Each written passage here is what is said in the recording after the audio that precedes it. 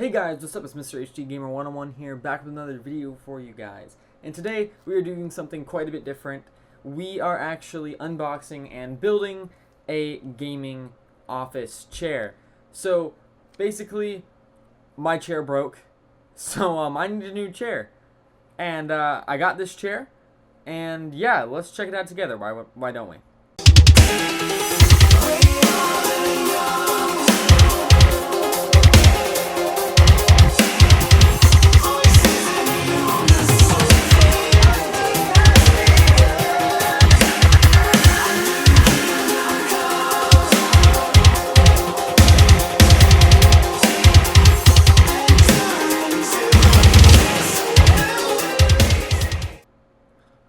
Okay, so now that we are back, we got a bunch of footage for you guys in the background of me unboxing and building this chair.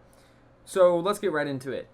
So, like I was saying, my old chair kind of just disintegrated. I guess that's the best way to say it.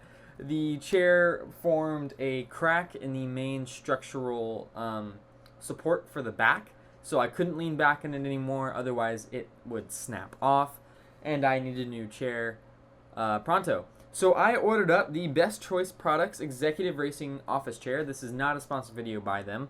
This is a gaming chair for under $100. I paid exactly $90 for this chair. Link in the description down below to the Amazon page where you can get this chair. I got this chair in red. You could also get it in blue and two other colors, but those other two colors were not in stock at the time. So you may be wondering, why the heck am I doing this video?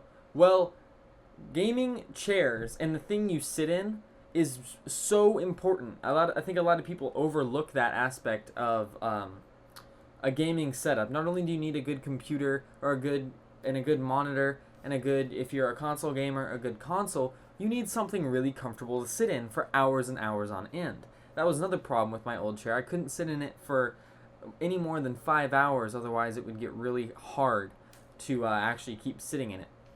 So that's what a gaming chair is. A gaming chair is a chair that is very, very comfortable. Not necessarily hugs you, but keeps you tight in the chair.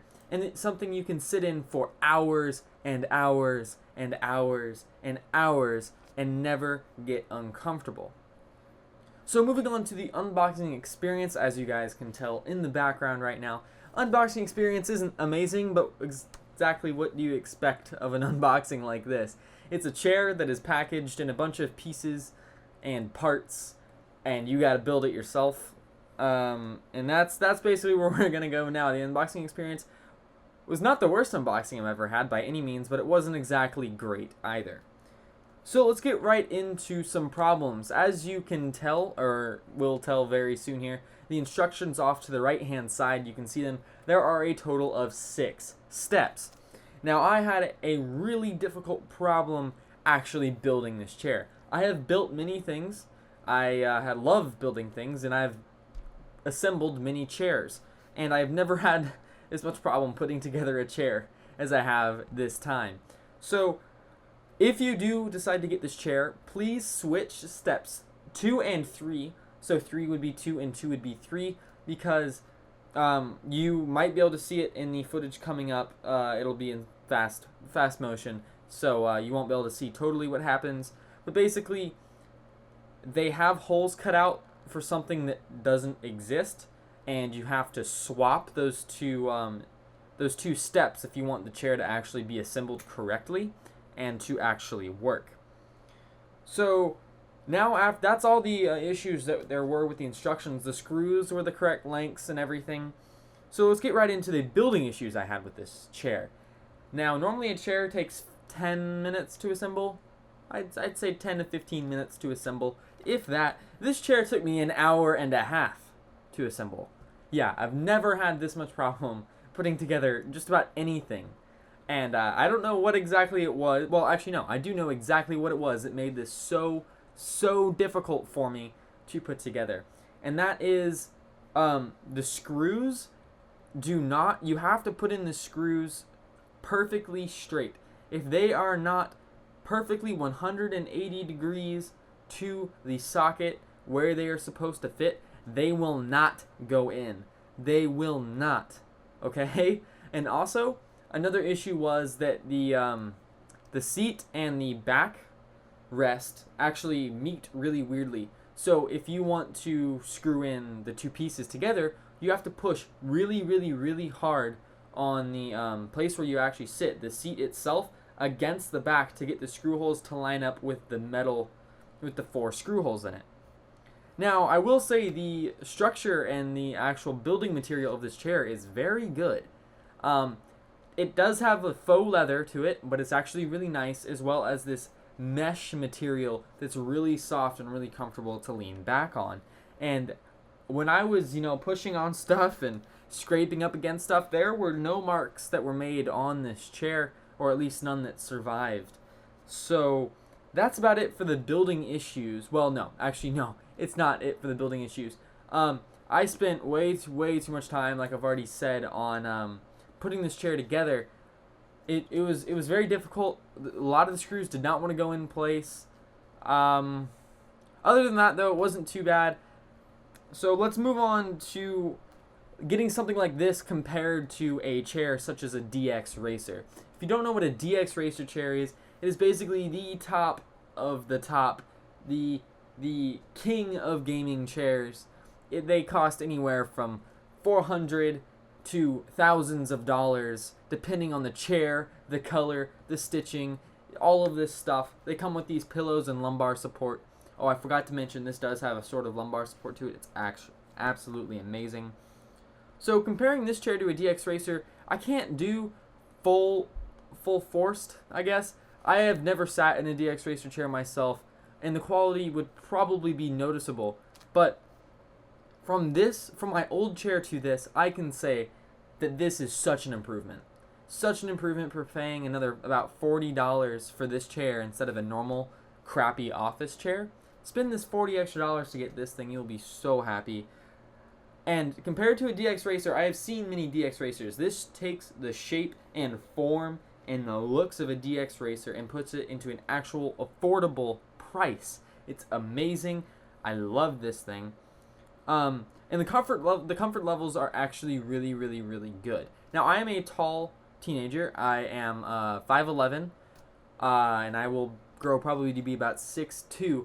And my head does go over the headrest, but the headrest isn't necessarily supposed to be to support your head. It's more of a neck rest. And when you're gaming, or at least when I'm gaming, I don't ever sit all the way back. I sort of sit perfectly straight up, which this chair does have a slight backwards angle to it. I'll sit straight up or lean a tiny bit forward towards my screen. And if I do lean up against the back of the chair, which I do as well, my head is not ever touching the back of the chair. It's sort of at a slight angle forward towards the monitor.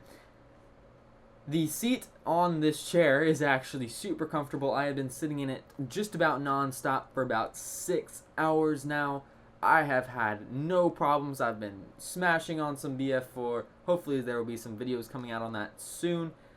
But I have been absolutely loving this chair. It does take a little bit of time to get used to where your legs wrap around the front of the seat compared to my old seat, but that's probably just my old seat. I'm perfectly used to it now.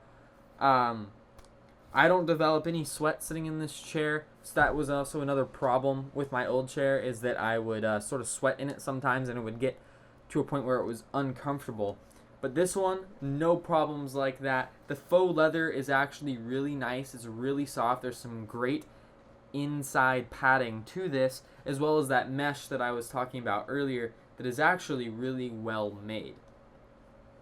And that's another thing, the build quality of this is absolutely amazing. There are some noticeable seams in the plastic, especially in the armrests, but what do you expect for a $90 gaming chair? DX Racer chairs may have that for all I know, but the armrests, that's another thing I almost totally forgot to mention. The armrests are actually really nice. They have this great padding on top. It's very soft for your arms to rest on, especially when you're gaming. Super, super, super nice. You do have an adjustable base on this chair, of course. What chair doesn't now? And that's just going to about do it for the comfort. It is a super comfortable chair. I have had zero problems with it so far. And that's going to basically wrap up this video. Would I recommend this chair? I would wholeheartedly support this chair 110%. I bought this with my own money. I love this thing. It is so good. Yes, I have had it for less than a day. I realize that. And if something changes, I will make sure to let you guys know in a update edit in the comments down below. So if you are watching this a few months in the future, make sure you drop in the comments to make sure I haven't said anything that may change your mind about this. But so far, I absolutely love this chair. It looks amazing, as you guys can tell already. This thing looks incredible. It's going to be incredible to sit in.